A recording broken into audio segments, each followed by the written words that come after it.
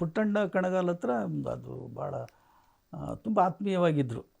ನಾನು ಆ ಕಾಲದಲ್ಲಿ ಡಿಸಪಾಯಿಂಟೆಡ್ ಲವರು, ಅವರು ಆ ಕಾಲದಲ್ಲಿ ಡಿಸಪಾಯಿಂಟೆಡ್ ಲವರ್ ಆಗಿದ್ದರು. ನಾನು ತುಂಬ ಇದು ಮಾಡ್ತಿದ್ರು. ಅವರು ಒಂದು ಸರಿ ಹೇಳಿದರು ನನಗೆ, ಅವ್ರ ಸಿನಿಮಾಗೆ ಡೈಲಾಗ್ ಮಾಡಿದೆ ಅಮೃತಗಳಿಗೆ ಅಂತ. ಅಲ್ಲೋ ಬಂಗಾರ ಅಂದರೆ ತುಂಬ ಪ್ರೀತಿ ಜಾಸ್ತಿ ಆಗ್ಬಿಟ್ಟ ಬಂಗಾರ ಅಂತ ಕರೆಯೋದು ಜಾಸ್ತಿ. ಅಲ್ಲೋ ಬಂಗಾರ, ನಿನ್ನಂಥ ಟ್ಯಾಲೆಂಟ್ ಇರೋನ್ನ ಅದು ಹೆಂಗೋ ಬಿಟ್ಲು.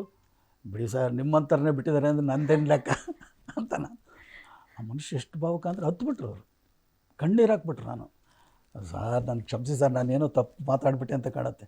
ಇಲ್ಲ ಕಣೋ, ನೀನು ಹೊಡೆದಿದ್ದು ಏಟಿದೆಯಲ್ಲ ಅದು ಇಲ್ಲಿಗೆ ತಾಕ್ಬಿಡ್ತು ಕಣಯ್ಯ. ಇಷ್ಟೇ ಅಲ್ವಾ ಟ್ಯಾಲೆಂಟ್ಗಿರೋ ಬೆಲೆ ಇಷ್ಟೇ ಅಲ್ವಾ ಅಂದು. ಅಲ್ಲ, ಟ್ಯಾಲೆಂಟಿಗೆ ಬೆಲೆ ಇದೆ ಸರ್, ಅವ್ರ ಹತ್ರ ಬೆಲೆ ಇಲ್ದಿದ್ರೆ ಏನಾಯಿತು.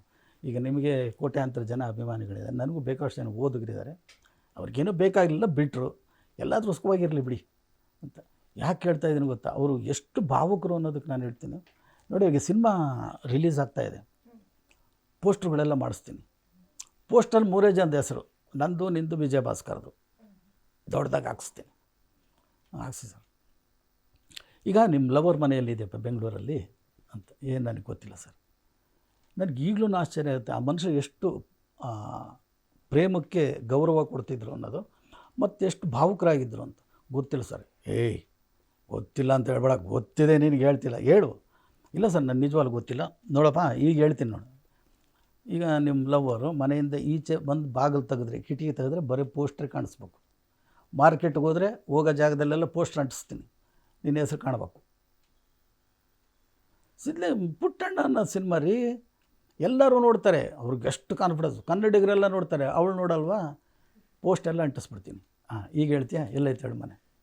ನಾನು ನಿಜವಾಗ್ಲೂ ನನಗೆ ಗೊತ್ತೂ ಇರಲಿಲ್ಲ, ನನಗೆ ಗೊತ್ತಿಲ್ಲ ಸರ್. ಬೆನ್ನು ತಟ್ಟಿದ್ರು. ಜೆಂಟ್ಲ್ಮನ್ ಕಣೆ ನೀನು. ಅಲ್ಲ, ಯಾಕೆ ಬಿಡಿ ಸರ್, ಎಲ್ಲರೂ ಸುಖವಾಗಿರಲಿ. ಅಲ್ಲ, ಸುಖವಾಗಿರಲಿ ಬಿಡು, ಸುಖವಾಗಿರ್ತಾರೆ, ನೀನೇ ಒದ್ದಾಡ್ತಿರೋದು. ಇದು ನನ್ನ ರೀಸನ್ ಇತ್ತು. ಇಲ್ಲ ಸರ್, ಗೊತ್ತಿಲ್ಲ. ಇವೆಲ್ಲ ನನಗೆ ನೆನಪಾಗ್ತವೆ. ಅಂದರೆ ಅವ್ರಿಗೆ ಅಷ್ಟೊಂದು ಗೌರವ ಇತ್ತು ಪ್ರೀತಿ ಪ್ರೇಮದ ಬಗ್ಗೆ. ಪೋಸ್ಟ್ರುಗಳನ್ನ ಹಂಗೆ ಮಾಡಿದರು. ಆಮೇಲೆ ಅದನ್ನು ಒಳ್ಳೆ ಪಬ್ಲಿಸಿಟಿ ಕೊಟ್ಟರು. ಅವ್ರು ಚಿತ್ರದುರ್ಗದ ವೇಣು ಅಂತ ಹಾಕೋರು ಪೋಸ್ಟ್ರಲ್ಲಿ.